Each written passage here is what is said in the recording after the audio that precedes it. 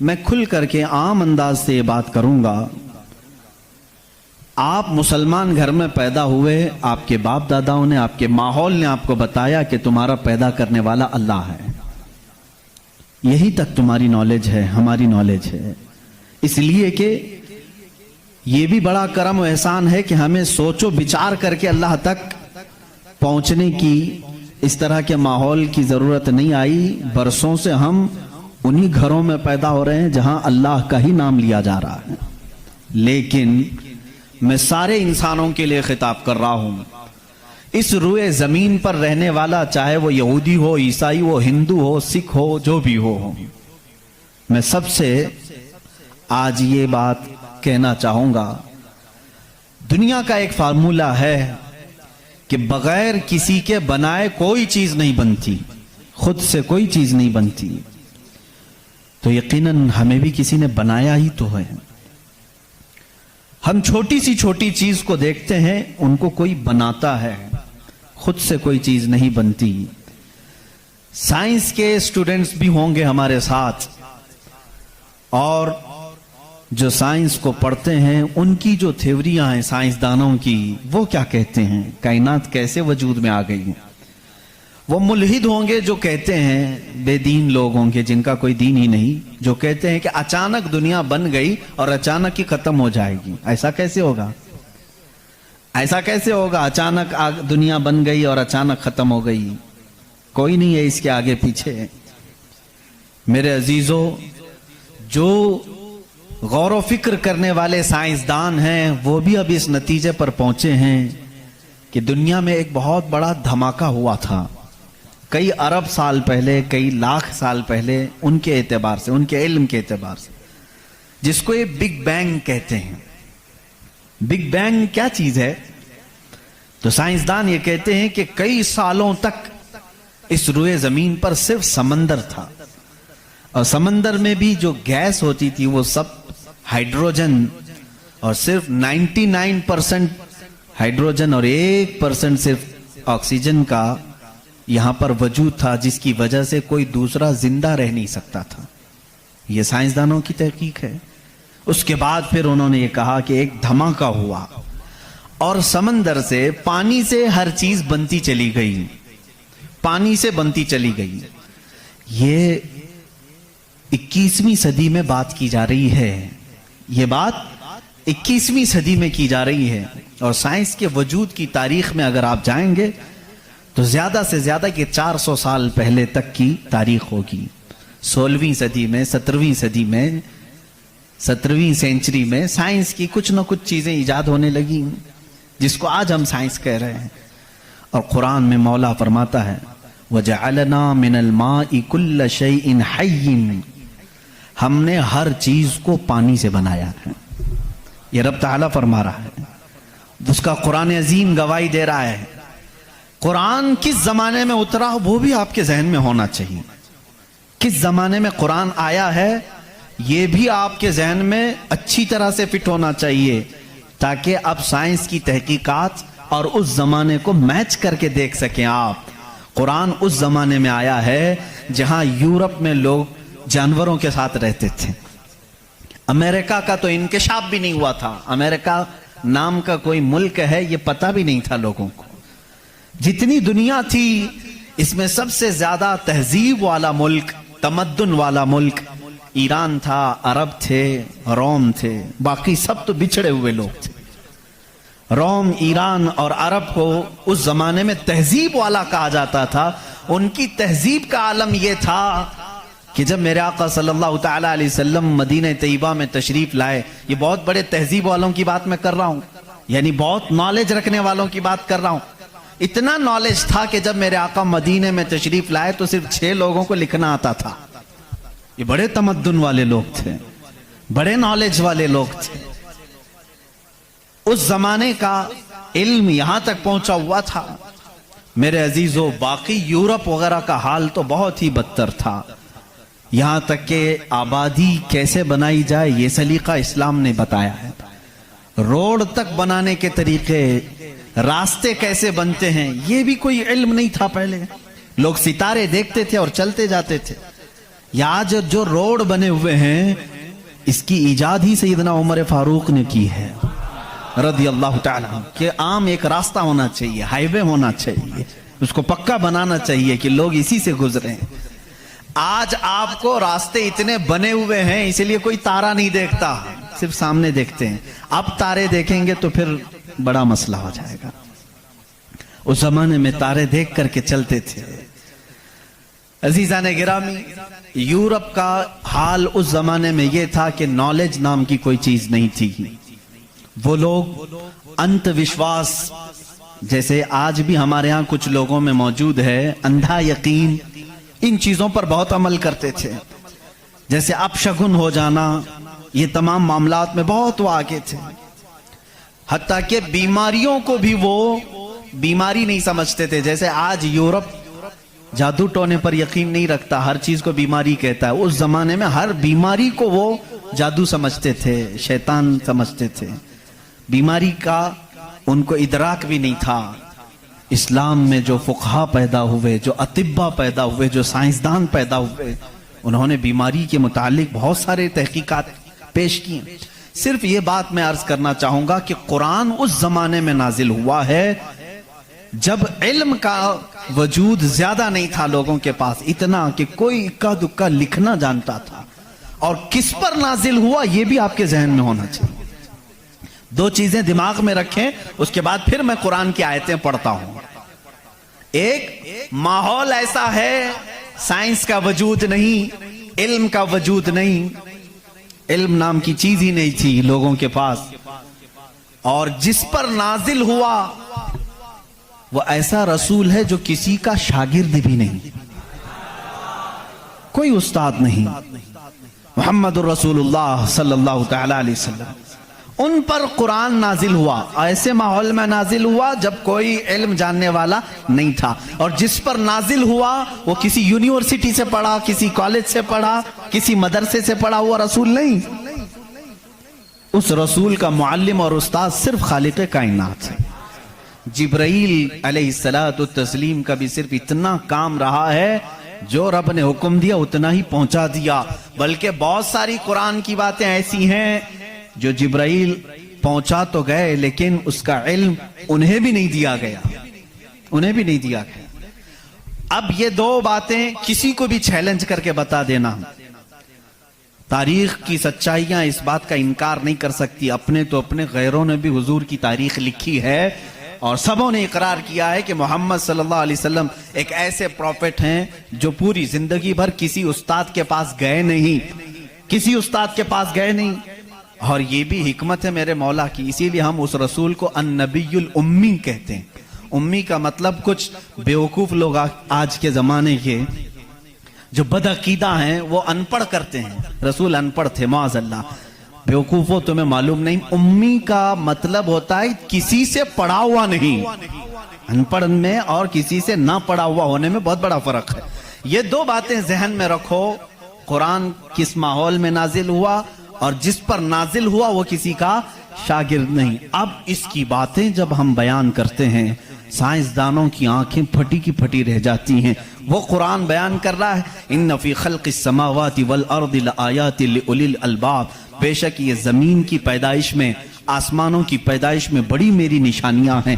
اللہ فرما رہا ہے رات کو ہم زائل کرتے ہیں، اسی سے دن نکالتے ہیں۔ قرآن یہ کہہ رہا ہے وَجَعَلْنَا مِنَ السَّمَاءِ، آسمان سے اللہ تبارک و تعالیٰ نے یہ وَجَعَلْنَا السَّمَاءَ سَقْفًا مَحْفُوظًا، قرآن کہتا ہے ہم نے آسمان کو ایک محفوظ چھت بنایا ہے۔ قرآن یہ کہہ رہا ہے آسمان اور زمین ملے ہوئے تھے، ہم نے دونوں کو پھاڑ کر کے الگ کر دیا اور دونوں کے منہ کھول دیا۔ یہ قرآن اس زمانے میں کہہ رہا ہے علم فلکیات جس کو آسٹرونومی کہتے ہیں، علم ارضیات جس کو جیو فزک کہا جاتا ہے، زمین کے معاملات، آسمان کے معاملات جاننے والا اس زمانے میں کوئی نہیں۔ اس وقت قرآن کہہ رہا ہے آسمان و زمین ملے ہوئے تھے، ہم دونوں کو پھاڑ دیے، ہم نے ان دونوں کو پھاڑ دیا اور دونوں کے منہ کو کھول دیا۔ اب کا سائنس کہتا ہے زمین و آسمان کو دیکھنے کے بعد ایسا لگتا ہے کہ یہ گیلیکسی میں ملا ہوا ایک سیارہ تھا، اور یہ پھر زمانے کے بدلتے بدلتے آسمان الگ ہو گیا، زمین الگ ہو گئی، اب کا سائنس یہ کہتا ہے۔ اور پھر یہ بند نہیں ہے، جیسے ہماری چھت بند ہے، اوپر سے پانی ڈالو تو نیچے کچھ نہیں آئے گا، نیچے کے فرشی بھی بند ہے، نیچے زمین سے کوئی چیز یہاں مسجد میں نہیں نکلے گی۔ سائنس اب یہ کہہ رہا ہے آسمان میں جگہ جگہ سوراخ ہیں، منہ کھلا ہوا ہے، زمین میں بھی جگہ جگہ سوراخ ہیں، دکھنے والے نہیں، یہ کھلا ہوا ہے۔ اس کا مطلب میں بھی سمجھ نہیں پایا تھا، آسمان کھلا ہوا ہے، زمین کھلا ہوا، منہ کھلا ہوا ہے، کیا مطلب؟ کہا کہ اللہ تعالیٰ جب چاہے آسمانوں پر پانی ڈالے تو اپنا منہ کھولتا ہے، بارش برستی ہے، اور زمین کا منہ کھلا ہے، اس کا مطلب یہ ہے تم جہاں پر بھی جتنی گہرائی میں بھی زمین کے بیج ڈالو، اس کا منہ کھلا ہے، وہ سینہ پھاڑ کر باہر آتا ہے۔ اگر زمین بند ہوتی تو کوئی چیز زمین سے باہر نہیں نکلتی، زمین سے کوئی چیز باہر نکلتی ہے، اس کا مطلب ہے کہ ان کے منہ کھلے ہوئے ہیں۔ سائنس نے اب بھی کہا کہ آسمان کا منہ کھلا ہوا ہے، زمین کا منہ کھلا ہوا ہے۔ قرآن کس ماحول میں نازل ہوا ہے؟ جب سائنس کا وجود نہیں۔ ہاں اگر تم یہ کہتے شاید محمد صلی اللہ تعالیٰ علیہ وسلم بہت بڑے کسی سائنسدان کے شاگرد ہوں گے تو تمہارے تاریخ لکھنے والے ہی تمہارے چہرے پر زناٹے دار تھپڑ ماریں گے، اس لیے کہ وہ رسول اپنی 63 سالہ زندگی میں کبھی کسی کے شاگرد نہیں ہوئے، حتیٰ کہ سید الملائکہ کے بھی وہ شاگرد نہیں ہوئے۔ قرآن یہی کہہ رہا ہے زمین کی پیدائش میں، آسمان کی پیدائش میں میری نشانیاں ہیں۔ عزیزان گرامی، اب میں وہ نشانیاں گناؤں بہت طویل وقت درکار ہے۔ کبھی آپ نے محسوس کیا کہ آسمان اللہ کی نشانی ہے؟ اللہ کی نشانی ہے۔ دیکھیں یہاں سب سے بڑی بات، قرآن میں کئی جگہوں پر یہ بات آئی ہے، افلا تتدبرون، افلا یتدبرون، افلا تعقلون، افلا تتفکرون۔ اس کا مطلب ہوتا ہے کیوں تم غور و فکر نہیں کرتے، کیوں تم سوچتے نہیں، کیوں تم تحقیق نہیں کرتے، ریسرچ نہیں کرتے؟ رب تعالیٰ بار بار یہ فرما رہا ہے۔ یہ کس کے لیے ہے؟ میں ان لوگوں کے لیے کہتا ہوں جو ایک خدا کو چھوڑ کر کروڑوں کے سامنے جھک رہے ہیں۔ میں ان سے کہتا ہوں تم سوچتے کیوں نہیں؟ کون ہے تمہیں پیدا کیا ہے؟ کون ہے جو تمہیں بنایا ہے؟ قرآن دعوت دے رہا ہے ان کو سوچنے کی۔ میرا یقین یہ کہتا ہے جو بھی انسان اس کائنات میں ہے، اللہ نے اسے اتنی عقل ضرور عطا کی ہے کہ اگر وہ سوچنے پر آ جائے تو اپنے رب تک ضرور پہنچے گا۔ اگر وہ غور و فکر کرنے پر آ جائے تو جھوٹے خداؤں کو چھوڑ دے گا۔ ایک صحابی ہیں، حضور صلی اللہ تعالیٰ علیہ وسلم پر ایمان لانے کے بعد وہ کہتے ہیں حضور ایام جہالت میں ہمارے سے 2 ایسے معاملات ہوئے، ایک واقعہ یاد کرتا ہوں تو رونا آتا ہے اور ایک واقعہ یاد کرتا ہوں تو ہنسی آتی ہے۔ جہالت میں ہم کچھ ایسے کام کرتے تھے اسلام لانے سے پہلے کہ ایک واقعہ ایسا ہے کہ ہم رو پڑتے ہیں یاد آتی ہے تو، اور ایک واقعہ ایسا ہے کہ وہ یاد آتی ہے تو ہنس پڑتے ہیں۔ حضور نے پوچھا وہ دونوں کیا ہیں؟ انہوں نے کہا جہالت میں جب ہمارے گھر بیٹی پیدا ہوتی تو ہم اس کا گلا مروڑ کر دفن کر دیتے تھے۔ ہم نے اپنے ہاتھوں سے کئی بچیوں کو دفن کیا، وہ جب بھی یاد آتا ہے تو رو پڑتے ہیں، رونا آتا ہے۔ ہنسی کس بات پر آتی ہے؟ وہ کہتے ہیں ہم جب سفر پر نکلتے تھے تو ہمارے جو خدا ہوتے تھے ان کو آٹے کا بنا لیتے تھے، ہم ویسے تو مٹی کا بناتے ہیں اور پھر پانی میں ڈبوتے ہیں۔ ان کی ذریت آج بھی موجود ہے۔ عرب والوں میں اگر میں بیان کروں کہ ہاتھوں سے خدا بنائے جاتے ہیں تو انہیں یقین نہیں آتا، ہندوستان والوں کو بہت جلدی یقین آئے گا۔ تو وہ صحابی کہتے ہیں ہم آٹے کے بناتے تھے، ان کے جو خدا ہوتے تھے وہ آٹے کے بناتے تھے، کیونکہ مٹی کا پتھر کا اٹھا کر لے کر جانے میں بوجھل ہوتا تھا، وزن ہوتا تھا، اتنے بڑے خدا کو کہاں لے کر کے گھومتے رہے۔ وہ صحابی کہتے ہیں ہم آٹے کا بنا کر لے جاتے۔ پھر ہنسی کس بات پر آتی ہے؟ کہتے ہیں اگر سفر میں زیادہ بھوک لگتی کبھی اس کا ہاتھ توڑ کے کھا لیتے تھے، کبھی اس کا پیٹ کاٹ کے کھا لیتے تھے، کیونکہ آٹے ہی کا تھا۔ آج بھی لوگ کرتے ہیں، شکر کا بناتے ہیں۔ بہرحال تو وہ صحابی کہتے ہیں مجھے ایام جہالت کی یہ باتیں یاد آتی ہیں تو میں ہنس پڑتا ہوں۔ خیر میں اور تفصیل میں نہیں جاؤں گا۔ عزیزان گرامی، غور و فکر کرنے کی جس کے اندر عادت ہوگی وہ انت وشواس، صرف پھیلے ہوئے بے یقینی پر ایمان نہیں لائے گا۔ آج بھی بہت سارے ایسے نیوٹرل قسم کے لوگ ہیں جو مسلمان نہیں ہیں، میں جانتا ہوں ان کو، وہ خود آئیڈل ورشپرز نہیں ہیں، وہ خود اس بات کا انکار کرتے ہیں کہ اپنے ہاتھوں سے بنائی ہوئی چیز کی عبادت کیسے کی جائے. ہم اس پاور کو مانتے ہیں جو ہماری آنکھوں میں نہیں آتا مگر ہم سب کو دیکھ رہا ہے. ایسے لوگ بھی ہیں. ہاں اگر کوئی اس طرح کا موحد ہے, وہ اللہ کی وحدانیت کو تسلیم کرتا ہے, تو اس کے ہدایت کی بھی امید ہے. میں یہ کہہ رہا تھا, آسمانوں اور زمینوں میں اللہ نے فرمایا میری نشانیاں ہیں. غور و فکر کرنا چاہیے. نشانی کیسے؟ پوری دنیا کے بہت ترقی یافتہ سائنس سے میرا یہ چیلنج ہے, میری یہ بات کا یہ چیلنج ہے. بہت تم نے ترقی کی, لیکن ایک ایسی چھت بنا کر کے دکھاؤ جس کا کوئی پلر نہ ہو. ہوا میں چھت قائم کر کے دکھاؤ, اور وہ بھی اتنی موٹی ہونی چاہیے, اتنی موٹی کہ جس کے بارے میں حضور اکرم صلی اللہ علیہ وسلم نے فرمایا کہ اس کی موٹائی 500 سال اگر کوئی گھوڑا دوڑے تو طے نہ ہو پائے. وہ آسمان کی موٹائی. میں اتنی موٹائی کی بات نہیں کرتا ہوں, 1 کلومیٹر چوڑی ہی کوئی بنا کر کے دکھاتے ہیں.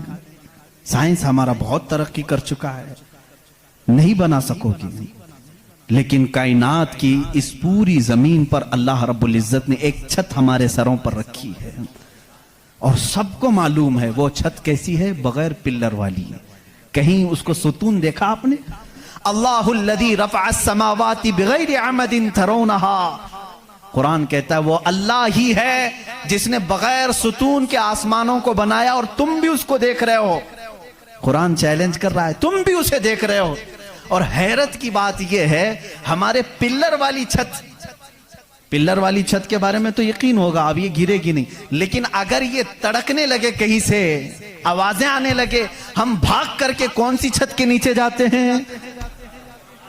پلر والی چھت سے. ہم کو خوف لگتا ہے آج کل گر نہ جائے, اور پناہ لینے کے لیے اس چھت کے نیچے جاتے ہیں جس کا کوئی پلر ہی نہیں.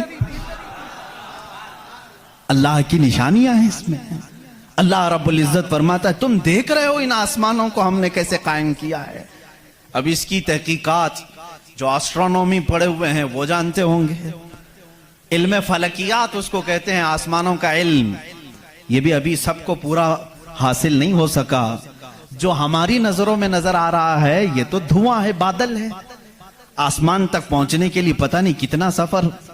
اور اس میں اللہ رب العزت نے ستاروں کے ایک ایسے جھرمٹ کو رکھا ہے.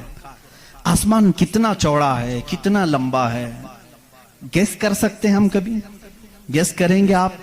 میں صرف ایک حساب بتاتا ہوں. اس آسمان میں اللہ تعالیٰ فرماتا ہے کلن فی فلک یسبحون. سورج, چاند, جتنے بھی گیلیکسی کے سٹارز ہیں, تارے ہیں, یہ سب آسمان میں تیر رہے ہیں. اللہ فرما رہا ہے سورہ یاسین کی آیت ہے, یہ سب آسمان میں تیر رہے ہیں, لٹک رہے ہیں. اچھا, جس پر لٹک رہے ہیں ظاہر سی بات ہے وہ بڑا ہونا چاہیے. اب وہ کتنا بڑا ہوگا؟ وہ چھت کی چادر کتنی بڑی جس پہ سورج بھی لٹک رہا ہے, چاند بھی لٹک رہا ہے. ہم نے سائز پوچھا سائنسدانوں سے, سائز پوچھا کہ یہ کتنے بڑے بڑے ہیں جو آسمان میں لٹک رہے ہیں. تو انہوں نے کہا سب سے قریب جو ہمارا ستارہ ہے, سیارہ ہے, زمین سے جو سب سے قریب سیارہ ہے وہ چاند ہے. اور سورج کا کیا حال ہے؟ کہا سورج زمین سے 13 لاکھ گنا بڑا ہے. 13 لاکھ گنا بڑا.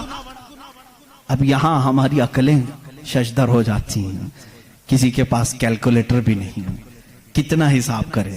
13 لاکھ گنا بڑا زمین سے, ہمارے تصور میں نہیں آتا. وہ کہاں لٹک رہا ہے؟ آسمان میں. چاند اس سے 50 گنا بڑا ہے زمین سے, وہ کہاں ہے؟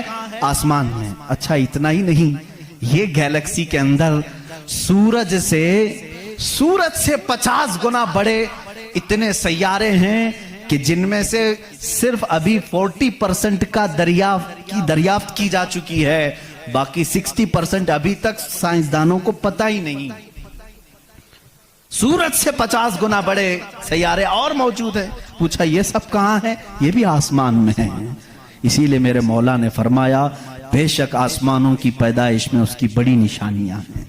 اب میرے عزیزو آؤ, تمہیں اپنے گھر کی چھت ڈالنے کے لیے کتنے دن لگتے ہیں, کتنے ورکر لگتے ہیں, کتنے مزدور لگتے ہیں, کیا کیا اس کے لیے سامان لگتے ہیں, یہ سب تمہیں معلوم ہے. جنہوں نے چھتیں ڈالی, اب اتنی بڑی چھت جس نے قائم کی ہے, جس میں لاکھوں گنا بڑا زمین سے سورج بھی ہے, چاند بھی ہے, گیلیکسی کے اور سٹارز ہیں, وہ خدا فرما رہا ہے آسمان کو, زمین کو کس طرح سے اس نے بنایا.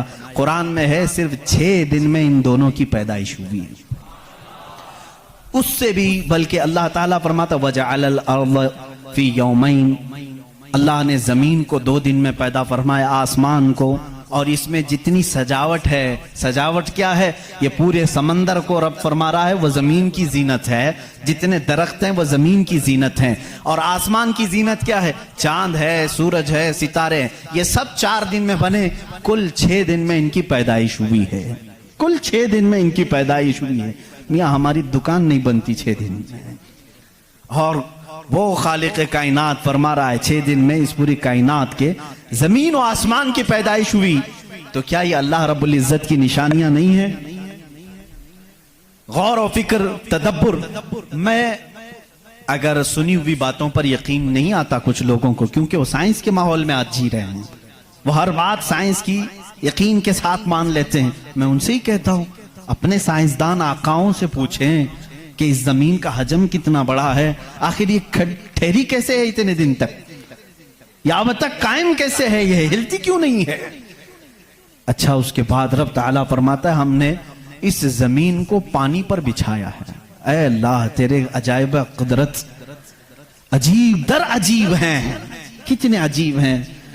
آپ سے میں کہتا ہوں حوض میں یا مسجد کا بھی حوض ہے, جاؤ ایک چادر اس کے اوپر بچھاؤ, ٹاول لے کر کے بچھاؤ, کتنی دیر تک وہ پانی پر کھڑا رہے گا. ٹاول چادر اس کی موٹائی کتنی ہے, بہت پتلی سی ہے, وہ mm میں آئے گی, لیکن وہ آپ کے اس پانی پر ٹھہر نہیں سکتی. اگر آپ کہیں موٹی چیز میں بچھاؤں, موٹی چیز بچھا کر کے دکھاؤ کتنی دیر وہ رک سکے گی, نہیں رک سکے گی. اور یہ اللہ نے قرآن میں فرمایا ہم نے پانی پر زمین کو بچھایا, اور اس کا انکار سائنس بھی نہیں کر رہی ہے. سائنس بھی یہی کہتی ہے زمین کو جتنی جگہ سے کھودا جائے پانی ہی ہے. ہم بھی تو بورول جو نکالتے ہیں زمین کو کھودنے کے بعد پانی آتا ہے. اب پانی پر اس زمین کو بچھایا رب تبارک و تعالیٰ نے, کتنا وزن یہ اٹھائی ہوئی ہے, کتنا وزن اٹھائی ہوئی ہے. سب سے بڑا وزن تو ان مشرکین کا ہے جو اس رب کو نہیں مانتے ہیں. یہ دھرتی کا بوجھ ان کو کہتے ہیں, یہ سب کو اٹھائی ہوئی ہے. پتہ نہیں کتنے کروڑوں ٹن اس پر وزن ہے یہ, لیکن کبھی بھی ہلتی ہوئی نظر نہیں آتی. لیکن اس کو بھی قرآن میں اللہ فرما رہا ہے ہم نے اس زمین کو ہلنے سے روکنے کے لیے جگہ جگہ پر پہاڑوں کو میخ بنا کر گاڑ دیا. والجبال اوتادا, اور پہاڑوں کو ہم نے میخ بنا کر گاڑ دیا ہے. اب اس کی تحقیق اس زمانے میں نے اپنے پڑھنے کے زمانے میں اس کی ایک تحقیق اپنے استاد کے پاس پڑھی تھی. صفا مروہ کی بارے میں اختلاف چل رہا تھا. سعودی یہودی حکومت نے صفا مروہ کو پوری طور پر ختم کرنے کی ناپاک کوشش کی, اور الگ سے انہوں نے مسعی بنایا صحیح کرنے کا. تو اختلاف علماء میں تھا کہ انہوں نے زیادہ چوڑا کر دیا. اسی زمانے میں یہ تحقیق ہوئی پہاڑ جو ہے اس کا وجود زمین پر کیسا ہوتا ہے. ان سعودیوں نے کہا پہاڑ ایسا اوپر شیپ میں ایسا ہوتا ہے, ٹرائنگل ہوتا ہے, اوپر سے کونا ہوتا ہے, نیچے چوڑا ہوتا ہے. ان سعودیوں نے کہا نیچے بھی یہ جڑیں چھوڑتا ہے, پھیلتا ہوا جاتا ہے, جیسے درخت اوپر ہوتا ہے اور نیچے اس کی جڑیں پھیلی ہوئی ہوتی ہیں. تو انہوں نے کہا نیچے بھی وہ پہاڑ کا حصہ ہے, اس لیے ہم نے بازو میں بھی راستہ بنایا تاکہ صفا مروہ کی صحیح اگر ہو رہی ہے تو وہ پہاڑوں کے بیچ میں ہی ہو رہی ہے. میرے استاد گرامی مصر کے ہیں, انہوں نے پوری اس پر تحقیق کے ساتھ کتاب لکھی, چیلنج کیا, کہا پہاڑوں کو اگر کھود کر کے دیکھو ہمارا یقین یہ کہتا ہے. انہوں نے بہت سارے دلائل سے ثابت کیا پہاڑ اوپر سے جو اس طرح کے شیپ کا ہوتا ہے, ٹرائنگل اوپر سے, نیچے وہ جڑیں نہیں چھوڑتا بلکہ اندر جاتے جاتے اور باریک ہو جاتا ہے, اندر باریک ہوتے ہوتے ہوتے بہت پتلا ہو کر نیچے تک جاتا ہے. میں نے پوچھا نیچے کتنی اندر تک ہے؟ انہوں نے کہا جو پہاڑ تمہیں اوپر دکھ رہے ہیں یہ پہاڑ کا 1% ہے، باقی 99% پورا نیچے ہوتا ہے۔ یہ پہاڑوں کی اونچائی، یہ پہاڑوں کی جو اونچائی ہے یہ 1% ہے، 99% پورا نیچے ہوتا ہے۔ حیرت میں پڑ گئے، اتنا نیچے پہاڑ ہے۔ کہا یہی تو بات ہے، کیا تم دیوار میں جب میخ ٹھوکتے ہو تو اوپر کتنا دکھتا ہے اور اندر کتنا رہتا ہے؟ 2 انچ کا اگر ہم لے رہے ہیں میخ اور کیل تو اس کا منہ صرف اوپر تھوڑا سا، وہ بھی mm میں ہوگا، اور 2 انچ تک اندر وہ دیوار میں دھسا ہوا ہوگا۔ اور جب قرآن میں مولا نے فرمایا ہے زمین پر ہم نے پہاڑوں کو میخ بنا کر گاڑ دیا ہے، آج سائنس یہ کہہ رہا ہے کہ پہاڑ 9 گنا نیچے اندر تک موجود ہے۔ قرآن کس زمانے میں نازل ہوا؟ آسٹرونومی نہیں تھی، آسٹرولوجی نہیں تھی، زمین کے یہ جیو فزک نہیں تھے، آلہ جات نہیں تھے، تحقیق کے لیے مائکروسکوپ، ٹیلیسکوپ کچھ نہیں تھا۔ اس زمانے میں قرآن زمین کے اندر کی بات بتا رہا ہے۔ یہ عظیم معجزہ ہے قرآن کا میرے عزیزو، اسی لیے قرآن کہتا ہے سوچتے کیوں نہیں، فکر کیوں نہیں کرتے؟ وہی ہے خالق کائنات جس نے اس پورے نظام کو بنا رکھا ہے۔ یہ اتنی نہیں ہے، یہ جو زمینوں میں نظر آ رہی ہیں ان کی تحقیقات کرتے کرتے کئی لوگوں کی زندگیاں ختم ہو گئی۔ کچھ چاند کی تحقیق پر چلے، کچھ سورج کی تحقیق پر چلے، کچھ زمین کی تحقیق پر چلے۔ انسانوں کو بھی اللہ نے یہ علم دیا ہے، یہ عقل دیا ہے۔ یہ جو سائنسدان اپنی تحقیق کر رہے ہیں یہ کبھی یہ نہ سمجھیں کہ یہ ہماری مارے ہوئے تیر ہیں، بلکہ اللہ اپنے بندوں کو خود اتنی سمجھ بوجھ دیتا ہے کہ وہ اس کی نشانیوں کی کھوج لگائیں اور کائنات کو بتائیں کہ کوئی تو ہے جو طاقت اسے چلا رہی ہے، کوئی تو ہے نظام جو اس کی پرورش کر رہا ہے۔ لیکن یہ دھوکہ باز بن جاتے ہیں کچھ لوگ کہ وہ تحقیق کر کے سمجھ تو جاتے ہیں لیکن بعد میں جب ان کو علم ہوتا ہے کہ اس کے پیچھے کوئی طاقت ہے وہ بتا نہیں پاتے، اس لیے کہ کفر ان کے دلوں میں رچ بس چکا ہے۔ آپ کو ایک اور سائنس کے اسٹوڈنٹس کے لیے بھی یہ بات ہے، آپ کو معلوم ہے یہ ستارے جو ہیں، سیارے ہیں، یہ اپنی عمر مکمل کر کے، ابھی ابھی کی بات ہے یہ، سائنس ایک بڑے سائنسدان نے اور ناسا کے لوگوں نے بھی جو خلا پہ جاتے ہیں، اسپیس پہ، ان لوگوں نے یہ بات پیش کی کہ ستارے جتنے بھی ہیں گیلیکسی میں اس میں سے کچھ کی عمر ہزاروں سال کی ہوتی ہے، لاکھوں سال کی ہوتی ہے۔ جب ان کی عمر مکمل ہوتی ہے تو یہ ایک جگہ جا کر کے ٹوٹ جاتے ہیں، داخل ہو جاتے ہیں، جن کو بلیک ہول کہا جاتا ہے۔ بلیک ہول کیا ہے؟ سائنسدان کہتے ہیں اس کی تحقیق ابھی تک نہیں ہو سکی۔ ایک بہت بڑا سوراخ ہے، بہت بڑا سوراخ جت میں یہ ستارے جا کر کے ختم ہو جاتے ہیں، ان کی زندگی یہاں ختم ہوتی ہے۔ کہیں یہ باتیں آپ کو سوکھی تو نہیں لگ رہی ہیں؟ آج بہت ہی زیادہ سائنس بول رہے ہیں، ضرورت اس کے لیے ہے میرے عزیزو، میں اپنے دین کو ان لوگوں کے سامنے رکھنا چاہتا ہوں جو صرف سائنس کو اپنا خدا سمجھتے ہیں۔ آؤ قرآن پڑھو، قرآن اس کی بنیادیں تمہیں دے گا سائنس کی۔ بلیک ہول کیا ہے سائنسدان نہیں بتا سکے، جبکہ ان کے پاس اب بڑے بڑی مشینیں ہیں۔ یہ جو ناسا کے لوگ خلا میں جاتے ہیں، 1 سال تک کے لیے چلے جاتے ہیں، کئی مہینوں کے لیے چلے جاتے ہیں اور تحقیقات کر کے لا رہے ہیں۔ چاند پر انہوں نے کیمرے لگائے اور وہاں کی تصویریں یہ بھیجنے کی بات کر رہے ہیں، لیکن پھر بھی بلیک ہول معلوم نہیں۔ میں اس محمد الرسول اللہ صلی اللہ علیہ وسلم کی بات کر رہا ہوں جو کسی بھی سائنسدان کا شاگرد نہیں، جو کسی استاد کے پاس بیٹھا نہیں۔ اس رسول پاک کی زبان سے قرآن کی یہ آیت نکلی سورہ واقعہ کی، اللہ فرماتا لا اقسم بمواقع النجوم انہو لقسم لو تعلمون عظیم۔ اللہ فرماتا قسم ہے اس جگہ کی جہاں جا کے ستارے ٹوٹ جاتے ہیں، بے شک اللہ رب العزت کی اس میں بڑی شان ہے اگر تم سمجھ سکو۔ آسٹرونومی کو قرآن بتا رہا ہے کہ بلیک ہول ہیں، مواقع النجوم ان کو کہا گیا ہے، جہاں ستارے جا کر فنا ہوتے ہیں۔ عزیزان گرامی، یہ تکلیف صرف ہماری ہے کہ ہم نے قرآن عظیم کو اس لیول کے اعتبار سے پڑھا نہیں۔ سائنس کے لیے جو لوگ MBBS کر رہے ہوں گے یا پھر انجینئر بن رہے ہوں گے، ان سے بھی میں یہ دعوت دیتا ہوں کہ قرآن کو بھی کبھی اس اینگل سے پڑھ کر کے دیکھو، اس کی نشانیاں اتنی عظیم ہیں۔ میں سمجھتا ہوں کہ تمہیں پھر کہیں ادھر ادھر منہ مارنے کی ضرورت نہیں، معرفت خداوندی اسی سے حاصل ہو جائے گی۔ غور و فکر کرو, تمہیں اسی سے اللہ رب العزت کی معرفت حاصل ہو جائے گی. کوئی تو ہے خالق. امام اعظم ابو حنیفہ رحمۃ اللہ تعالی علیہ کے پاس ایک دہریہ, اس زمانے کے بھی جو ایتھسٹ ہوتے ہیں, ایتھسٹ سمجھتے ہیں, ایک نیا یہ چلا ہو, نیا نہیں ہے پرانے ہی ہے, نام نیا لگتا ہے, ملحد ہیں یہ. ایتھیزم بہت سارے لوگ وہ اپنے دین اپنا ریلیجین کے جگہ پر یہ لکھتے ہیں, آپ دیکھ لینا ان کو. ایتھیزم, آپ مسلم لکھتے ہیں, کچھ لوگ ہندوازم لکھتے ہیں, کچھ لوگ کرسچینٹی کہتے ہیں, کچھ جیوز ہوتے ہیں, لیکن کچھ ہیں جو ایتھیزم ایتھسٹ ہیں. ایتھسٹ کا مطلب کوئی خدا نہیں, کوئی دین نہیں, کوئی مذہب نہیں. یہ بیچارے آوارہ لوگ ہیں, یہ لاوارث لوگ ہیں جو اس طرح سے کہہ رہے ہیں. اب ان کی بات میں آپ کو بتاؤں, ایتھیزم. اس طرح کا ایک ایتھسٹ امام اعظم ابو حنیفہ کے پاس آیا, اس نے کہا خدا ہے, تم بار بار خدا کی بات کرتے ہو, مجھے تو نہیں لگتا کوئی نہیں ہے, اگر ہے تو دکھتا کیوں نہیں؟ بہت ساری چیزیں ہیں ایسی آپ نے سمجھایا جو دکھتی نہیں لیکن ہے, بہت ساری چیزیں ہیں.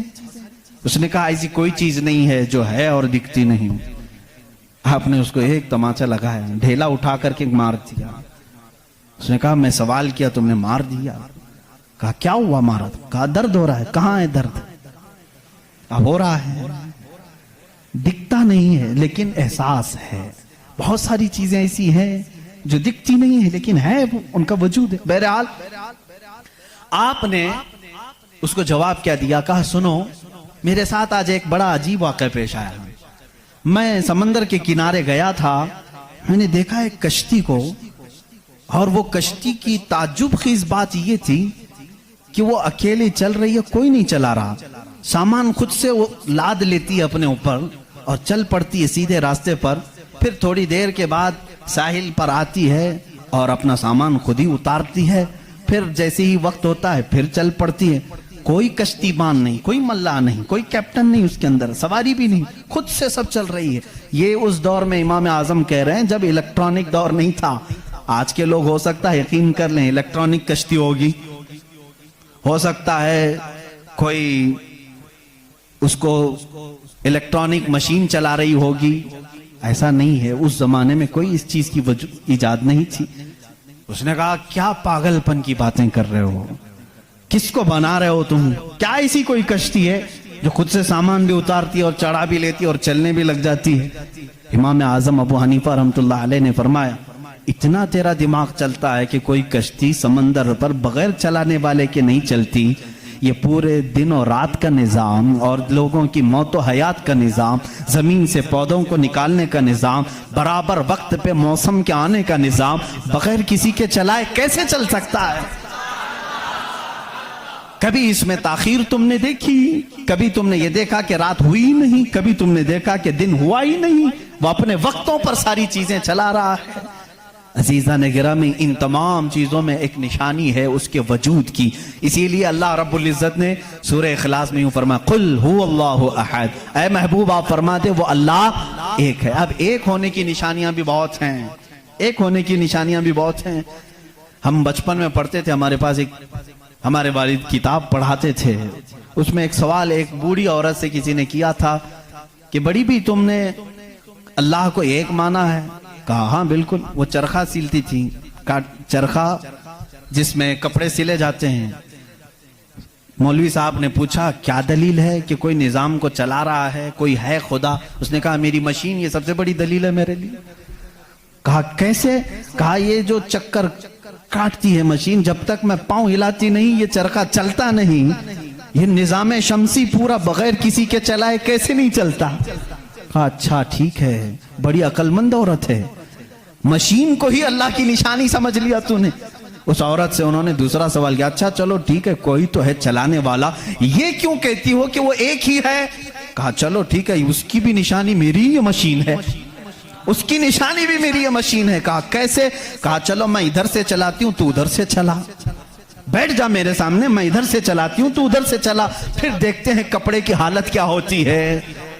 کپڑا جو ہے ہو سکتا ہے لیڈیز کی بجائے جینز کا ہو جائے, جینز کی بجائے لیڈیز کا ہو جائے, کچھ کا کچھ بن جائے. کیوں؟ انہوں نے کہا بات تو صحیح ہے. اس بوڑھی عورت نے کہا میں نے اپنے چرخے سے ہی یہ دین سیکھا کہ اگر کائنات میں ایک کے بجائے دوسرا ہوتا تو جھگڑے ہو جاتے. ایک خدا کہتا میں بارش برساؤں گا, دوسرا کہتا نہیں میں دھوپ ڈالوں گا, تیسرا کہتا نہیں میں ٹھنڈی لاؤں گا. ان کے جھگڑوں میں پھر کائنات کا نظام درہم برہم ہو جاتا. لیکن نظام برابر چل رہا ہے. اس بات کی دلالت ہے کہ چلانے والے دو نہیں ایک ہی ہیں. تو نہیں ہے, ایک ہی ہے. اگر دو ہوتے, اسی کو اللہ نے قرآن میں فرمایا لو کان فیہما آلہۃ الا اللہ لفسدتا. اگر زمین و آسمان میں دو خدا ہوتے اللہ کے علاوہ, رب فرما رہا ہے ضرور اس میں فساد ہو جاتا, ضرور فساد ہو جاتا. اس لیے کہ ایک جو عقل سے ہمارے درمیان ہم نے دیکھا ہے جو چلا سکتا ہے, وہ دو لوگ نہیں چلاتے. دو لوگوں کی ذہنیت الگ ہو جاتی. اب اس کو فلسفے میں آئیں گے, جس کو فلسفی کہتے ہیں. یہ بھی ایک علم ہے. فلسفی لوگوں کے دماغ کے اعتبار سے بھی ہم نے اس کو ثابت کیا. اگر دو ہیں, پہلی بات آپ کے دماغ میں یہ ہونا چاہیے کہ خدا وہ ہے جو کسی کا محتاج نہیں. اتنی بات تسلیم کرتے ہو, جو کسی کا محتاج نہیں. جب یہ فارمولہ تمہارے دماغ میں ہے تو آپ دو کو لے کر کے آؤ. دو کو لاؤ گے تو دونوں کا دماغ ایک ساتھ نہیں چلے گا. یا تو پھر مشورے سے چلیں گے. مشورہ کرے گا تو ایک دوسرے کا محتاج ہوگا, اور جو محتاج ہوگا وہ خدا نہیں ہوگا. مثال کے طور پر دونوں بیٹھے ہیں, چلو آج میٹنگ کرتے ہیں, کل بارش کریں گے. تو ظاہر سی بات ہے ایک نے دوسرے کو پوچھا تو پہلا والا دوسرے کا محتاج ہوا کہ نہیں. اب خدا کے بارے میں ہمارا تصور یہ ہے وہ اپنے کاموں میں کسی کی شراکت نہیں چاہتا, کوئی شریک نہیں ہے اس کا. اب اگر شریک ہو گیا تو اس کی فضیلت کہاں ہے؟ ایک ہونے میں جو فضیلت ہے وہ دو میں ہے نہیں. ایک ہونے میں جو فضیلت ہے وہ دو میں ہے نہیں. اسی لیے ہم لاکھوں کروڑوں کے سامنے سر جھکانے والوں سے کہتے ہیں مان لو ایک ہی کو تسلیم کرو. اس لیے کہ جتنے ادیان ہیں دنیا میں تقریباً سب کے ہاں ایک تصور ہے خدا کا تصور. ایتھیزم کو چھوڑ کر کے میں باقی سب کی بات کروں, ہندوؤں کے نظریات میں بھی خدا کا تصور ہے, کوئی تو ہے, ایک بھگوان کے کچھ بھی نام لیں. عیسائیوں کے مذہب میں یہی ہمارے رب ذوالجلال کا تصور ہے, خدا کا وہ بھی یقین کرتے ہیں. یہودی بھی خدا کو مانتے ہیں, سکھوں کے ہاں بھی ہے. تقریباً دنیا میں جو بھی ریلیجیس ہے, کسی مذہب کو مانتا ہے, ان سب مذہبوں میں خدا کا تصور ہے. لیکن اب یہ جھگڑا ہے کہ ماننے میں کون خدا ہے کون نہیں ہے. یہاں تک تو سب متفق ہیں, ہے کوئی تو ہے, لیکن یہاں آ کر کے چوک جاتے ہیں کہ کس کو ماننا چاہیے کس کو نہیں. اس لیے میرے عزیزو, اسلام نے وہ نشانیاں رب ذوالجلال کے واحد ہونے کی اور اس کے طاقتور ہونے کی رکھی ہیں جس کو آج تک دنیا انکار نہیں کر سکی, اور قرآن کے اس معجزے کو آج تک کوئی چیلنج نہیں کر سکا. میں سائنسدانوں سے بھی کہتا ہوں, آپ کو ایک بات یہ بھی میں بتا دوں, ابھی 18ویں صدی کی بات ہے. 18ویں صدی میں امریکہ کا سفر کرنے والے ایک سائنسدان نے ایک نئی چیز کا انکشاف کیا. اٹلانٹک اوشین میں یا سمندر کے ایک حصے میں ایک ایسی جگہ ہے جو بالکل ہی ڈارک ہے, ڈارک سپیس اس کو کہتے ہیں. یعنی وہاں روشنی بالکل نہیں, سورج کی ایک کرن بھی وہاں نہیں آتی, اتنی وہاں تاریکی ہے. یہ کب؟ 18ویں صدی میں, یعنی آج سے 200 سال پہلے کی بات ہے. اس نے انکشاف کیا, دنیا کو بتایا میں نے ایک ایسی جگہ دیکھی, بہت ہی ڈارک ہے, بہت اندھیرا ہے. وہ جب واپس آیا تو علماء ربانیین نے سورہ نور کی قرآنی آیتیں پڑھی.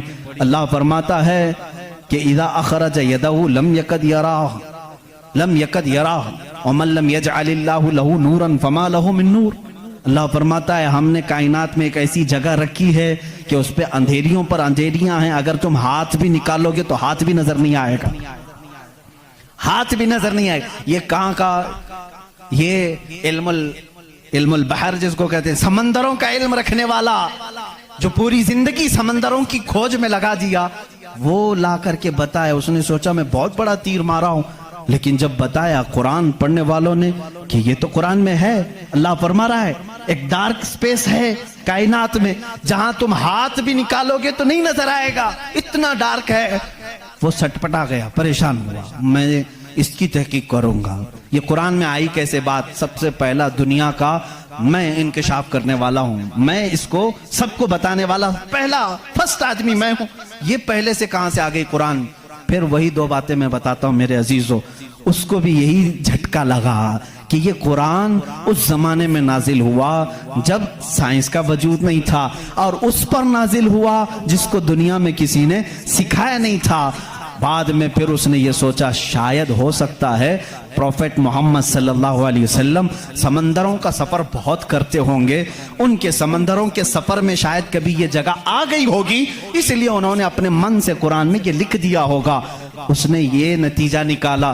لیکن دوسرے ہی دن اسے پھر بڑا جھٹکا یہ لگا کہ جب سیرت مصطفیٰ پڑھا اس نے, اللہ اکبر, حضور کی 63 سالہ زندگی میں آپ نے ایک مرتبہ بھی سمندر کا سفر کیا ہی نہیں. یہ بہت بڑا جھٹکا لگا کہ وہ محمد صلی اللہ علیہ وسلم کبھی پوری زندگی میں سمندر کا سفر کیے ہی نہیں. میرے عزیزو, اس بات میں غلط فہمی میں نہ آنا کہ وہ سمندروں کو نہیں جانتے تھے. وہ معراج کا سفر کرنے والا رسول سمندروں کو ضرور جانتا ہے, لیکن یہ حکمت الہی تھی کہ کبھی سمندر کے سفر کرنے کا اتفاق نہیں ہوا. اب اسے جھٹکے پر جھٹکا یہ لگا جو کبھی سمندر کو گیا ہی نہیں, وہ اگر اٹلانٹک اوشین میں موجود ڈارک سپیس کو بتاتا ہے تو ضرور وہ اپنے پیٹ سے نہیں بتا رہا ہے, وہی اس کو بتایا ہوگا جس نے ڈارک سپیس بنایا ہے. یہی اللہ رب العزت کے وحدانیت کی نشانیاں ہیں, اس کے وجود کی نشانیاں ہیں. قرآن پڑھو, اس میں بہت ساری چیزیں جنہوں نے یہ انکشاف کیا کہ کچھ سمندروں میں ایسے اللہ رب العزت نے بنایا ہے, وہ بھی آپ کو مل جائیں گے. 2 سمندر ملتے ہیں اور دونوں کا رنگ الگ ہے, ایک سمندر نیلا ہے, ایک سمندر پیلا ہے, دونوں کا ٹیسٹ بھی الگ ہے, ادھر کا میٹھا ادھر کا کھارا نمکین ہے, لیکن وہ بہت دور تک ملتے ہوئے جاتے ہیں. لیکن اس کا پانی اس میں نہیں آتا, اس کا پانی اس میں نہیں آتا. کیوں نہیں آتا؟ اللہ فرماتا مرج البحرین یلتقیان, مرج البحرین یلتقیان بینہما برزخ لا یبغیان فبأی آلاء ربکما تکذبان. اس رب ذوالجلال نے فرمایا ہم نے 2 سمندروں کو بہایا ہے, دیکھنے والوں کو ایسا لگتا ہے کہ یہ مل گئے ہیں, لیکن ہم نے اس میں نہ دکھنے والی ایک ایسی دیوار بنائی ہے کہ اس کا پانی اس میں نہیں ملتا, اس کا پانی اس میں نہیں ملتا. یہ بھی کون سے رسول کی زبان سے اللہ تعالیٰ بتا رہا ہے لوگوں کو جو رسول کبھی سمندر کا سفر کیا ہی نہیں. اس رسول کی زبان سے اللہ نے 2 سمندروں کے ملنے کی بات کی. سائنسدانوں, اب تو تمہیں ماننا ہی چاہیے کہ قرآن رسول کا اپنا بیان کیا ہوا کلام نہیں ہے, اسی کا یہ کلام ہے جس نے سمندروں کو اس طرح پیدا کیا. کائنات میں بہت ساری چیزیں ہیں میرے عزیزو. قرآن اللہ رب العزت کا یہ کلام اتنی ہی نہیں, یہ تو بڑی بڑی نشانیاں میں نے کہا. اگر اس کی معرفت, اس کی کھوج میں لگ جاؤ گے تو زندگی تمام ہو جائے گی. میں تو کہتا ہوں اللہ نے ایک بات یہ بھی فرمائی ہے تمہارے لیے, وَفِي أَنفُسِكُمْ أَفَلَا تُبْصِرُونَ. اللہ فرما رہا ہے تم ادھر ادھر نشانیاں ڈھونڈ رہے ہو, ہم نے تمہاری ذات میں اپنی نشانیاں رکھی ہیں, تم نہیں دیکھتے؟ تمہاری ذات میں ہماری نشانیاں ہیں, تم نہیں دیکھتے؟ اتنی نشانیاں ہیں, اس کے لیے آپ کو کئی علوم پڑھنے کی ضرورت ہے. ظاہر سی بات ہے انسان کے ایک ایک پارٹ پر جو ریسرچ کرتا ہے وہ اپنے وقت کا ایک بڑا ڈاکٹر بنتا ہے. خالی صرف دل پر جس نے ریسرچ کیا وہ کارڈیالوجی ہے, جو صرف کڈنی پر ریسرچ کیا وہ نیفرولوجی ہے, اور جو صرف رگوں کو دیکھا ہے وہ نیورولوجی ہے. پارٹ پارٹ پر انہوں نے پوری زندگیاں ختم کی. پورے انسان کو پڑھا کس نے؟ آج کون پڑھا ہے؟ اسی لیے امام اعظم ابو حنیفہ رحمۃ اللہ علیہ نے فرمایا من عرف نفسہ فقد عرف ربہ, جس نے صرف اپنی ذات کو پہچان لیا وہ اپنے رب کو پہچان لے گا. تمہارے جسم میں جس طرح کی چیزیں اللہ نے بنائی, ڈاکٹر سے جا کر کے پوچھو کہ ہمارے جسم کے اندر کا جو نظام ہے, ایک بار جو نس کٹ گئی 1000 ڈاکٹر مل کر کے وہ نس نہیں قائم کر پاتے. یہ رگوں کا سلسلہ ایسا ہے. اور فرمایا گیا بلکہ تحقیقات بتاتی ہیں ہمارے جسم کے اندر موجود یہ نسوں کو, رگوں کو نکال کر کے اگر بچھا دیا جائے کئی 1000 کلومیٹر لمبی ہو جائیں گی, کئی 1000 کلومیٹر لمبی ہو جائیں گی. یہ نسوں کا اتنا لمبا سفر ہو جائے گا. اتنا سارا مواد اللہ نے تمہارے جسم میں رکھا. اور رب تعالیٰ یہ فرماتا ہے, مفاہیم آیات میں بیان کر رہا ہوں, کبھی آپ نے سوچا ہم نے زبان سے جو جو چیزیں کھائی, اللہ اکبر. میں ایک بڑے محقق کے حوالے سے کہتا ہوں, روٹی کو انہوں نے کہا تمہاری روٹی تمہارے کھانے اللہ کی نشانیاں ہیں. میں نے پوچھا روٹی بھی نشانی ہے اللہ کی؟ کہا ہاں. تم ایک روٹی کو کہاں کہاں سے حاصل کرتے ہو؟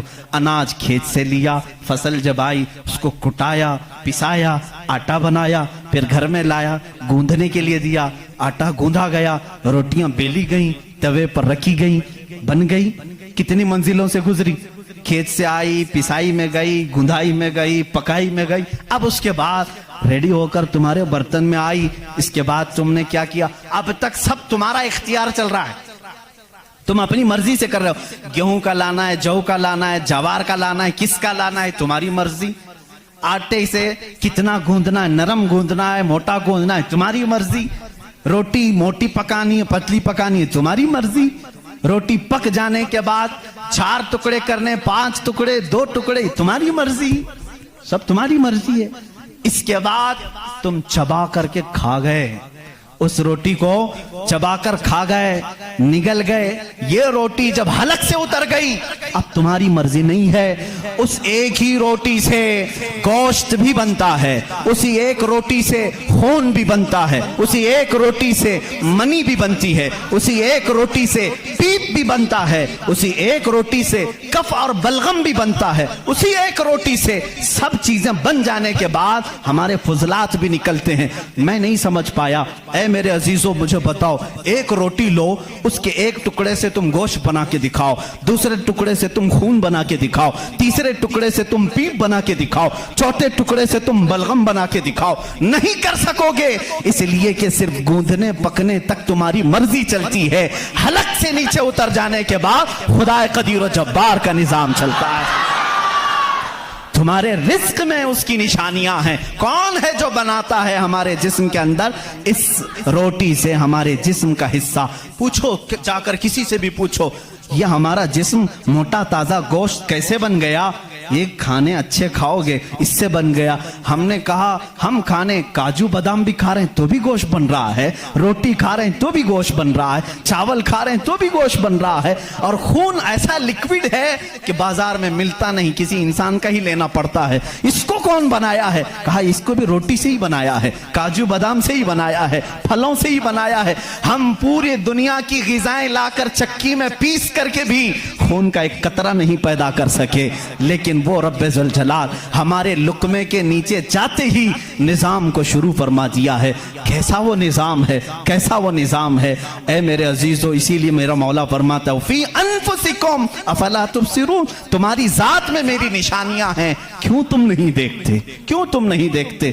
آپ کو اگر میں ذاتیات, نفسیات, طبعیات, یہ جو علوم ہیں اس پر گفتگو کروں تو ایک بڑا الگ ٹاپک ہو جائے گا. اللہ تعالیٰ نے اس نظام کو کیسے بیلنس رکھا ہے جانتے ہیں آپ؟ کبھی آپ کو معلوم ہے ہمارے کانوں میں ایک الائنمنٹ ہوتا ہے, جیسے ویل الائنمنٹ کرتے ہیں, ہمارے دونوں کانوں کے بیچ میں ایک قطرہ چھوٹا سا اللہ نے رکھا, یہ بیلنس کو برقرار رکھتا ہے. جو سنکی ہوتے ہیں, جن کو کہتے ہیں پاگل ہو گیا, جھولے کھاتا رہتا ہے, یہ کون لوگ ہیں جانتے ہیں آپ؟ جن کو کبھی کبھار فیڈس آ جاتی ہے, چلتے چلتے آڑے ٹیڑے ہو جاتے ہیں, یہ کون ہیں؟ جن کا صرف وہ کانوں کے بیچ کا ایک قطرہ بھی ہل گیا تمہارا بیلنس نہیں بگڑ جائے گا. تم کھڑے کیسے ہوتے ہو؟ 2 پیروں پر سیدھے کھڑے رہتے ہو, جب تک چاہو کھڑے رہو, چلنا چاہو تو سیدھے چلتے ہو. اگر وہ بیلنس چوک گیا, جیسے کار ویل الائنمنٹ چھوٹنے سے ادھر ادھر جانے لگے گی, تمہارے پیر لڑکھڑانے شروع ہو جائیں گے. اس ایک ہلکے قطرے سے اللہ نے تمہارے پورے وجود کو رکھا ہے. تمہیں ٹیڑھا کرنے کے لیے صرف اس قطرے کو جنبش دینے کی ضرورت ہے, صرف جنبش دینے کی ضرورت ہے. میں نے سائنس کی ایک تحقیق پڑھی, اللہ اکبر, حیرت ہوتی ہے. انہوں نے یہ تحقیق کر کے بتایا, یہ جو تمہاری پلکیں جھپکتی ہیں, کھلتی بھی ہیں, جھپکتی بھی ہیں, جانتے ہیں آپ یہ کتنی ہلکی ہیں اور کسی کو احساس بھی نہیں ہوتا کب جھپکی کب کھلی, کسی کو احساس نہیں ہوتا. کہا اس کے اندر کون سی طاقت ہے؟ کیا ربر ہے, میگنیٹ ہے, کیسے یہ کیسے ہوتی ہے؟ اس کو ایک سائنسدان نے کہا کہ اگر کسی کی پلک جھپکنا چھوٹ جائے، نہیں جھپک سکتی، تو اس کو بلڈوزر سے کھینچ کے بھی بند نہیں کر سکو گے، اتنی طاقت لگا کر کے بھی اسے بند نہیں کر سکو گے، ایسا فلیکسیبل ہے، ایسا ربر ہے۔ اور اگر بند ہو گئی تو کھول بھی نہیں سکو گے، پوری طاقت لگا کے ٹوٹ کے پھٹ جائے گا یہ پلک، کھلے گی نہیں کھلے گی۔ جھپک گئی تو وہی رہ گئی، کھلی تو بند نہیں ہوگی، پوری دوسری کوئی بھی الٹرنیٹ طاقت سے اگر تم چاہو اس کو بند کرنا یا کھولنا نہیں کر سکو گے۔ انہوں نے کہا بس ہمارے ان پلکوں میں اللہ تعالیٰ نے ایک ہلکا سا ربر رکھا ہے جو فلیکسیبل ہے اور بغیر تمہارے چاہے بھی یہ ہلتی ہے، بند ہوتی ہے، اور کہا کہ اگر ان پلکوں میں یہ جھپکنے اور کھلنے کا مادہ یہ ختم ہو جائے، یہ ربر، یہ فلیکسیبلٹی ختم ہو جائے تو وہ انسان پاگل ہو سکتا ہے، بلکہ آنکھ نہ بند ہونے کی وجہ سے وہ مر بھی سکتا ہے۔ وَفِي أَنفُسِكُمْ أَفَلَا تُبْصِرُونَ۔ ہم ان تمام نعمتوں کو سمجھ نہیں پاتے، بلکہ ایک دن میں ہزاروں بار جھپکتے ہیں، کھولتے ہیں، احساس نہیں ہے اس نعمت کا۔ اگر یہ بند ہونا ختم ہو جائے یا بند ہو گئی، کھل نہ سکے تو کیا کر لے جاؤ گے؟ کچھ نہیں کر سکو گے۔ بلکہ میرے عزیزو، تمہارے جسم پر موجود یہ رونگٹے، یہ بال بھی اللہ کی علامت ہیں، نشانیاں ہیں۔ جانتے ہو بال سب ایک ہی طرح کے ہیں، لیکن ابھی 2 ہی دن قبل میں پڑھ رہا تھا، ذہن کیا ہے جاتا نہیں ان چیزوں کی طرف، چونکہ معمول پہ چل رہے ہوتے ہیں۔ ایک صاحب نے مجھ سے سوال کیا کہ حضرت بال جو ہے ہماری آنکھوں پہ بھی ہیں، پلکوں میں، اور اوپر بھووں پہ، آئی برو بھی ہیں، اور بال سر پہ بھی ہیں اور دیگر جگہوں پر ہیں۔ سر کے بال اور دیگر جگہوں کے بال بڑھتے ہیں، یہ بال بڑھتے کیوں نہیں؟ بال سیم ہے، بال سیم ہے، یہ بڑھتے نہیں، اور یہ بڑھتے ہی رہتے ہیں، ان کو جتنا کاٹو بڑھتے ہی رہتے ہیں۔ ایسا کیا ہے؟ اللہ اکبر۔ اس دن مجھے حیرت ہوئی، میں نے کبھی اس چیز پر توجہ نہیں کی، کبھی نہیں سوچا۔ ہو سکتا ہے آپ کا ذہن نہ گیا ہو۔ پڑھنے پر ایک محقق نے یہ بھی لکھا ہے، دیکھنے میں یہ سارے بال ایک طرح سے ہیں، ان بالوں میں ساری چیزیں ایک ہی طرح کی ہیں، دیکھنے میں یہ کالے ہیں تو وہ بھی کالے ہیں، قوت بھی ان کی سیم ہے، لیکن اللہ رب العزت نے ان بالوں میں بڑھنے کا خون رکھا ہے، ان بالوں میں بڑھنے والا خون آتا تک نہیں ہے، آتا تک نہیں۔ عزیزان گرامی، اس کی یہ نشانیاں ہیں بہت ساری، اس کی تحقیقات پھر کسی موقع پر میں عرض کروں۔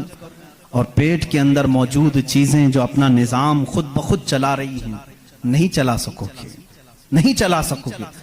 دل جتنی مرتبہ یہ دھڑکتا ہے، اس کے اندر جو پریشر ہے، کہا گیا ہے یہ جو خون کو دبا کر کے جسم میں پھیلاتا ہے، اس کے متعلق سائنس یہ کہتا ہے اتنا پریشر ہے کہ دنیا میں کسی فوارے پہ، کسی فاؤنٹین میں اتنا پریشر نہیں ہوگا جتنا دل میں پریشر ہے، اور یہ اتنی تیزی سے ایک بار پمپ کرتا ہے کہ خون پورے جسم میں ناخن تک آ جاتا ہے۔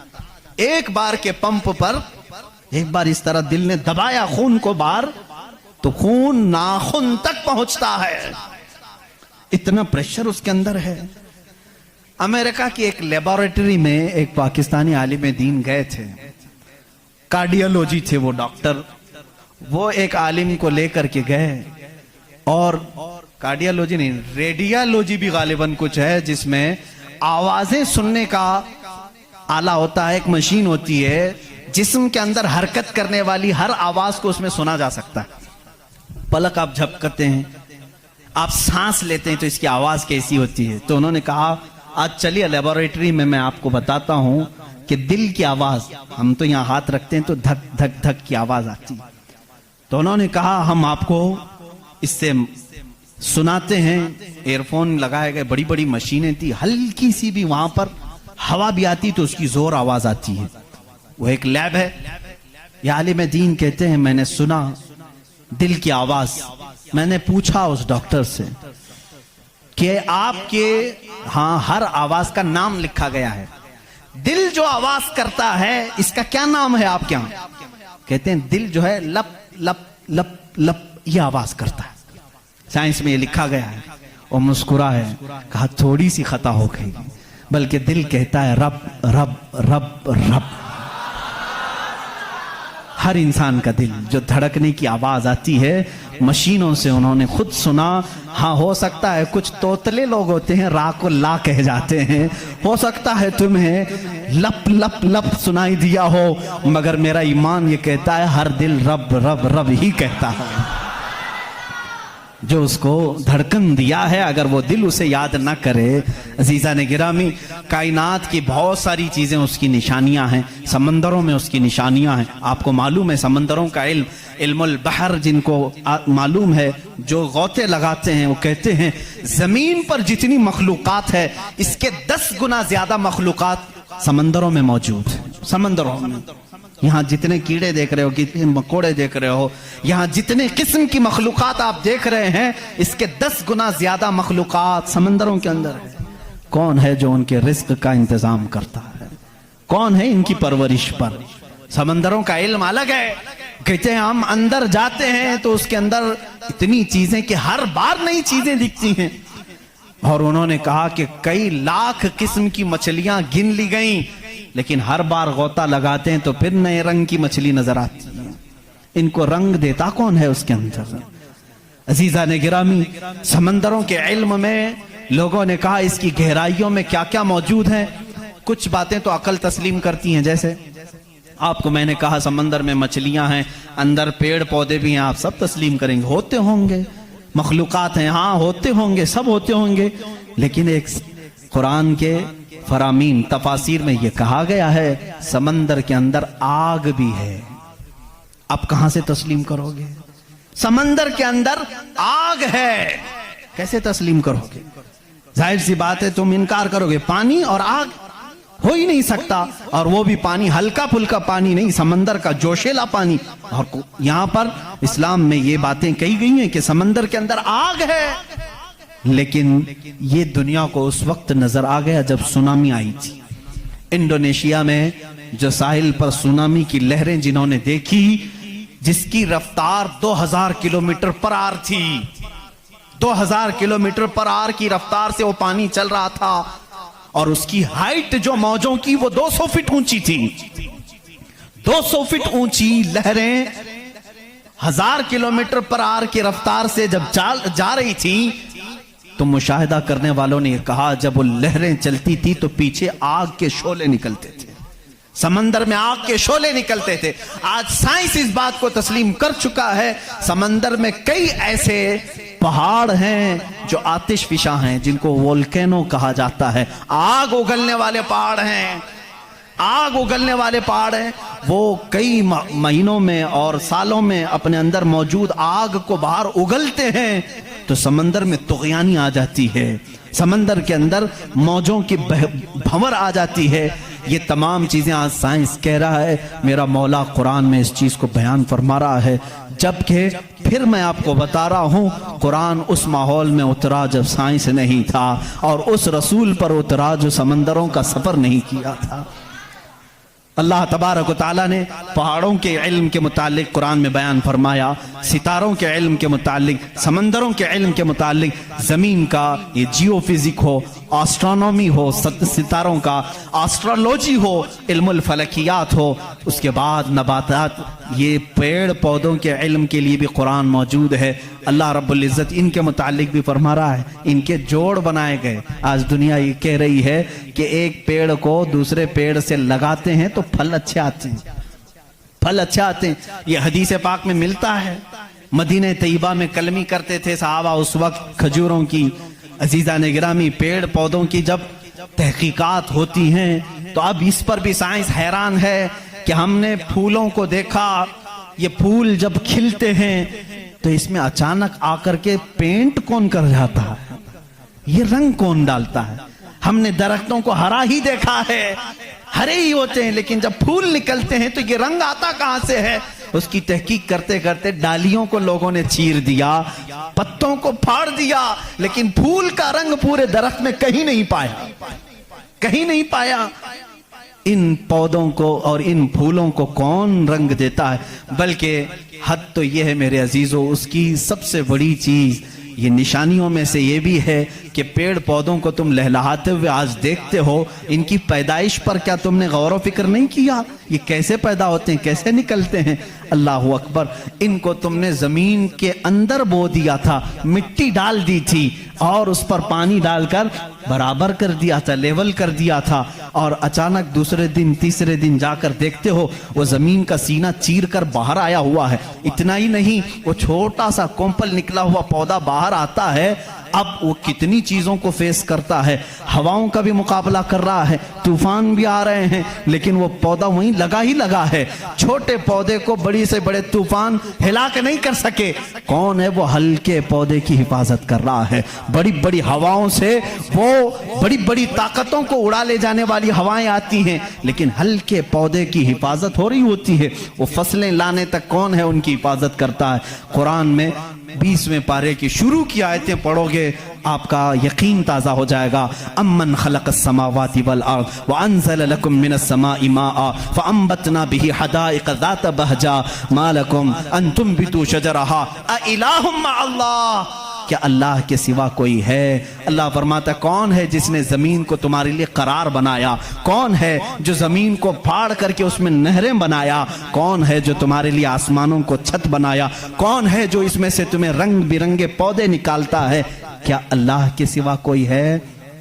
अ इलाहुम मअल्लाह। इस तरह की 5 आयतें जिसमें सवाल है, अ इलाहुम मअल्लाह, क्या अल्लाह के सिवा कोई है? अब मेरे अजीजों, मैंने आसमानों की बात की, ज़मीनों की बात की, गैलेक्सी की बात की, पेड़ पौधों की बात की, समंदरों की बात की, बल्कि मैंने तुम्हारे ज़ात की भी बात की। तुम्हारे जिस्म में मौजूद हर अज़ू, हर पार्ट अल्लाह की निशानी है, अल्लाह की निशानी है। तुम में से कोई भी एक अज़ू दूसरा डुप्लीकेट बना नहीं सकता। बनेगा तो साफ नजर भी आएगा। आंख चाहे तो बकरे की लगा लो, लेकिन दिखाई कुछ भी नहीं देगा। इस आंख के अंदर जो चीज मौजूद है वो दूसरा इसकी कॉपी कर नहीं सकता। रोबोट तो बहुत बना लिए, लेकिन जीने वाला, फीलिंग रखने वाला इंसान दूसरा तख्लीक नहीं किया जा सका। बल्कि वो कुरान में अल्लाह चैलेंज कर रहा है, तुम तो इंसानों के अभी ये कह रहे हैं कि जनीन बनाए जा रहे हैं, यानी हम डुप्लीकेट इंसान बनाने की कोशिश कर रहे हैं। यहूदी इस पर रिसर्च कर रहे हैं, लेकिन मौला तो फरमा रहा है कि ये एक मक्खी भी बना नहीं सकेंगे। 17वें पारे का आखिरी सफ़ा है जिसमें रब तबारक व तआला फरमाता है कि लन यख्लुकू ज़ुबाबन वला इज्तमऊ लह, ये सारे के सारे मिलकर के एक मक्खी नहीं बना सकेंगे। दअफ़त तालिब वल मतलूब, ये कितने ही कमजोर किस्म के लोग हैं जो दूसरी तख्लीक की बात कर रहे हैं। इसीलिए मेरे अजीज हो, जब कोई बना नहीं सकता, इसीलिए इस्लाम ने कहा अपने हाथों से भी कोई जिस्म न बनाओ, इसलिए कि तुम खुदा बनने की कोशिश कर रहे हो। बनाना किसी के जिस्म को सिर्फ काम है, अल्लाह का काम है। अपने हाथों से कोई चीज तामीर, यानी शक्ल और सूरत वाली कोई भी चीज ना बनाओ जो अल्लाह की तख्लीक है। ऐसी चीजें जिसमें जान है, जो चलती फिरती हैं, इन चीजों को बनाने के लिए मना इस्लाम ने इसीलिए किया कि तुम कुदरत की तशबीह चाहते हो, अल्लाह रब्बुल इज्जत की बराबरी करना चाहते हो, तुमसे ये मुमकिन भी नहीं हो सकेगा। देखते हो आज हमारे यहाँ नाटक है, हमारे यहाँ लोगों का अंधविश्वास हम देख रहे हैं। बेवकूफ़ी की हद हो गई, हद हो गई आज भी कि लोग अपने हाथों से जिसको बनाए। मैं आपको बनाऊं, खुदा कौन है, तुम्हारा यकीन क्या होना चाहिए और दुनिया क्या चाहती है। मैं सबको खुलेआम मैसेज दे रहा हूँ, सबके लिए। कुछ लोग ये समझते हैं हमको खुदा बनाना पड़ेगा, पैसे लाना पड़ेगा, बना नहीं सकते तो मार्केट में जाना पड़ेगा, लाल पीला काला नीला खुदा खरीद करके लाना पड़ेगा, और उसके हाथ भी होंगे, 4 होंगे कि 5 होंगे कि 6 होंगे, ऐसे हाथों वाला हमको लाना पड़ेगा। कैसे? अरे वो खुदा चल के भी नहीं आएगा, उसको उठा करके लाना पड़ेगा, बैठेगा खुद नहीं, बिठाना पड़ेगा, सोएगा खुद नहीं, सुलाना पड़ेगा, और उठेगा भी खुद नहीं, उठाना पड़ेगा, और उसे वो डूबेगा भी खुद नहीं, डुबाना पड़ेगा, टूटेगा भी खुद नहीं, तोड़ना पड़ेगा, खाएगा कुछ नहीं, उसे जबरदस्ती खिलाना पड़ेगा। लोगों کو دکھانے کے لیے لوگوں نے اگر اپنے دماغ سے اس کو خدا سمجھا ہے تو میں کہتا ہوں مسلمان کا عقیدہ یہ ہے میں مجبور ہوں, میں اگر نہیں سو سکتا تو وہ سلاتا ہے, میں اگر اٹھ نہیں سکتا تو وہ اٹھاتا ہے, میں خدا کو اٹھاتا نہیں, میں خدا کو بٹھاتا نہیں, بلکہ میرا عقیدہ یہ ہے خدا مجھے بٹھاتا ہے, خدا مجھے چلاتا ہے, خدا مجھے سلاتا ہے, خدا مجھے کھلاتا ہے, خدا مجھے پلاتا ہے, جب مجھے بھوک لگے تو وہ کھلاتا ہے, جب میں ننگا ہوں تو وہ پہناتا ہے, جب میری جان چلی جائے تو وہ میرا حساب کرتا ہے. ہم اس خدا کی تسلیم, اس خدا کا عقیدہ رکھتے ہیں کہ ہم محتاج ہیں, وہ مالک و مختار ہے.